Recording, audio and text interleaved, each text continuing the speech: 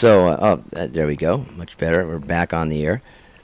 As you can see, those exit holes are kind of worrisome. So what I'm going to do is try to get a better identification on this.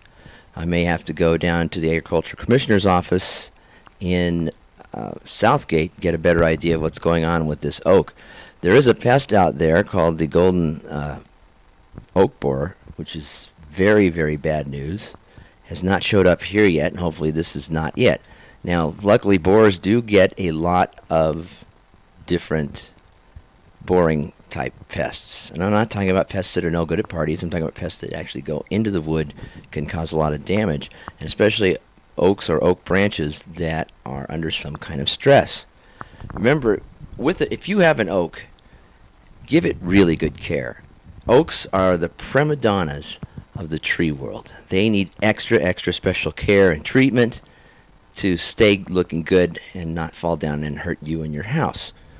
So the best thing to do for this, if you have any questions at all about your oak tree, you think it may be a problem, then you need to call a specialist and a consultant. And the way to get the best type of consultant is there's two different things you have to consider. One, if you're under any kind of ordinance in a city that has to do with oak trees and your tree falls under it, you'd want to go with a consultant that the city provides. There's a local city here, and I was just following this case where the oak tree consultant had to be provided by the city. The person got the oak tree consultant. The oak tree consultant's license had lapsed, and they were no longer certified, and so the person had to hire another consultant. And I think the city gave them some kind of they took away the fine associated with not getting a consultant in time, but that's about all they did. The person wound up paying for two consultants. So even if the city does provide a list, make sure that they're still certified by the American Society of International Society, of Arboriculture. You can go to their website, which is isa-arbor.com, and there's a section there that allows you to check people's certification. Also, if you're going to get a consultant and your city doesn't have a list, they just say get a consultant, it's a really good idea to go to the American Society of Consulting Arborists website, which is asca-consultants.org. If you put the terms consultants and arborist into a Google search engine, you'll get the website first thing. And the best way to do it is to pick one that's somewhat close by, because they charge as soon as they get out of their house. So these are, oak trees, very persnickety.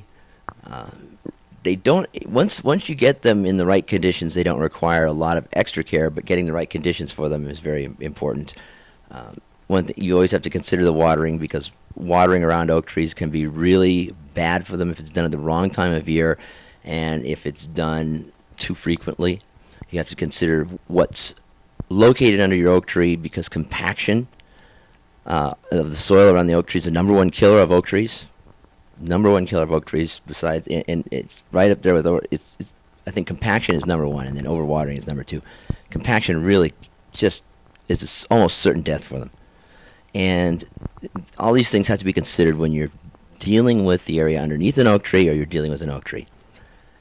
So, on from oak trees, I want to show you a couple of neat plants that are out there at the Arboretum that look really fantastic. How's that? Look at that. This is a Sonchus.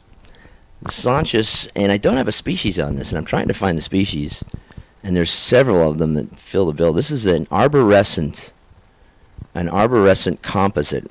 Now that sounds pretty technical, and it is. And what that means is this is a sunflower family member that is woody and has tree-like stems. There aren't that many arborescent composites out there. There are several that grow in the Southwest, and we have an arborescent composite here in Southern California. It's a type of Coreopsis that grows mostly in the island areas and near the shore here. And I don't have a species name like Coreopsis, but it's quite a fantastic looking tree. Now, this tree-like flower is located, it's found in our Canary Islands section, and it can be found in the Canary Islands, too. It's native of the Canary Islands. Very beautiful, in full bloom now. Again, I've been talking about the Canary Islands section. It's looking really good right now.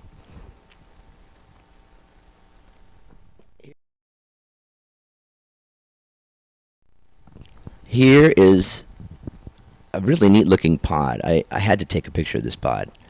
This is Senna splendida, and Senna splendida is grown as an ornamental.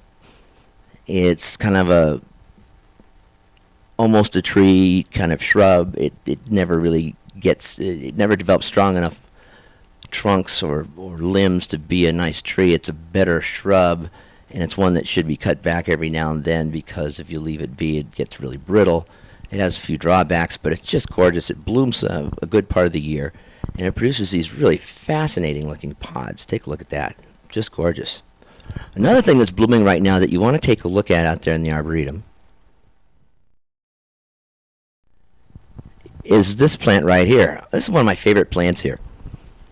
It is the grass tree, and it's Xanthorrhea quadrangulata. Grass trees are fascinating. They grow on a stalk or a trunk that is made of the old discarded leaf rings, and they ooze out a resin to cement those together that's used by the Aborigines as kind of a hot glue or super glue. Now these are in bloom right now. Let me show you what they look like. They're really fascinating.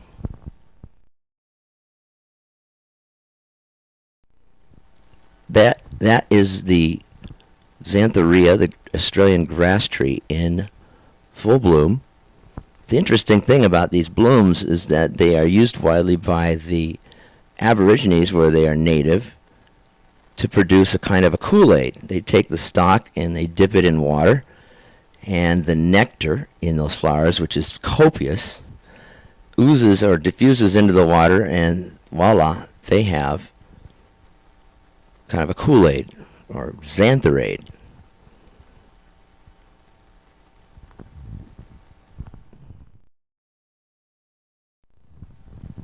Also out in the garden, we have the mescal bean plant, Sophora, and these are native to Texas and northern Mexico.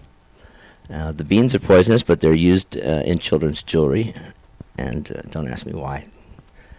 They beautiful, beautiful flowers. Again, just I would not plant this if you have kids, small children. It's pretty good though. Otherwise, just a gorgeous plant.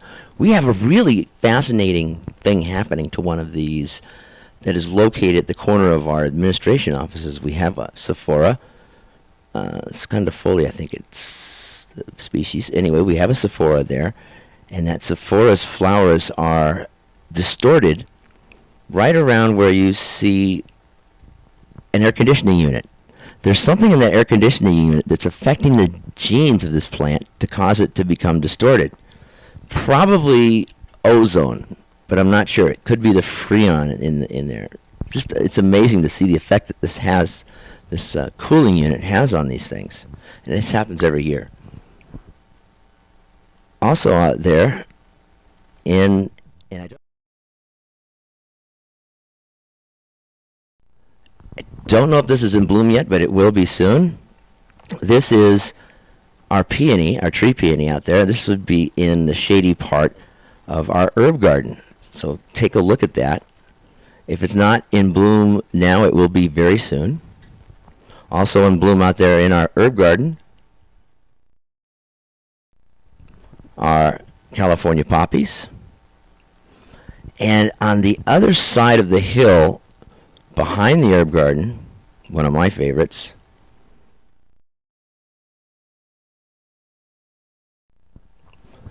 the queen of flowers, not the rose. The rose, not. This is the queen of flowers. This is Rhamnia coulteri, the Matilla poppy. And the fascinating thing about these is they probably have the most sweetest, memorable, pleasant scent of any flower you can think of. I do believe the scent on these is better than the scent on a rose. So you get a chance, take a good sniff on this one. You will just be really happy. Very nice. Now let me show you a couple other pictures. They're not plants, but they are a lot of fun.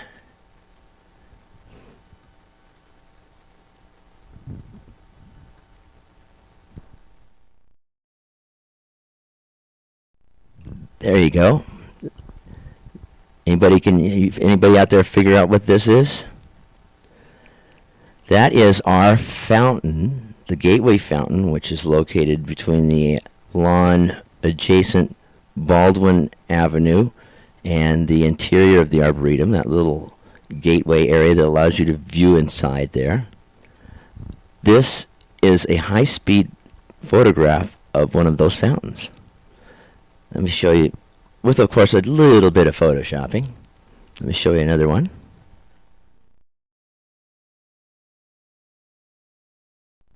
This is a more recognizable picture. You shoot them now. The new cameras they have these days, the digital SLRs, which are becoming cheaper and cheaper, they shoot at these extremely high shutter speeds, 25/100ths of a second and less. So you can get these really nice freeze action pictures of water.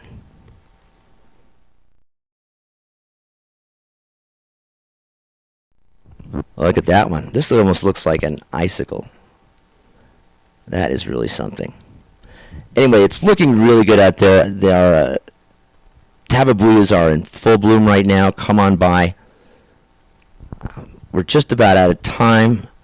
Again, this is Frank McDonough, your Questionable Botanist. Thank you for tuning in, and we will see you next Tuesday at 4 o'clock. Next Tuesday at 4 o'clock, we will have another one of these, the Questionable Botanist. Tell your friends, tell your neighbors, tell everybody